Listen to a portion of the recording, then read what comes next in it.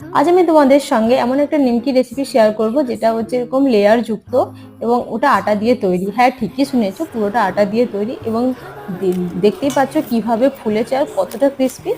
তো চলো দেখে নিই কিভাবে বানিয়েছি। তো একটা পাত্রের মধ্যে আমরা নিয়ে নেব 1 কাপ আটা, ওর মধ্যে জোয়ান আর জিরে আর পরিমাণ মতো নুন দিয়ে আমরা শুকনো এই ইনগ্রিডিয়েন্টসগুলো প্রথমে মিক্স করে নেব। তারপরে ময়ামের জন্য দিব আমরা 2 চামচ মতো তেল, যাতে জিনিসটা খুবই ক্রিস্পি হয়। এবার আমরা পরিমাণ মতো জল দিয়ে একটা ডো বানাবো, ওই রুম টেম্পারেচারে রাখা জল দিয়ে। ডোটা না শক্ত হবে না নরম হবে, ওই মিডিয়াম টাইপের, এবং ডোটা রেস্টে রাখারও কোনো রকম দরকার নেই। এবার এই ডোটাকে আমরা টোটাল 6টা ভাগে চাকু দিয়ে কেটে নেব। এবার প্রত্যেকটা ভাগকে গোল গোল করে লেচি বেলে এবার রুটির মতো আমরা বেলে নেব। খুব পাতলা হবে, যেরকম আমরা বাড়িতে রুটি বেলি ঠিক ওইভাবে। এটা একবার বাড়িতে ট্রাই করে দেখতে পারো, আমার মনে হয় প্রত্যেকেরই পছন্দ হবে এবং খেতে খুবই সুন্দর হয়।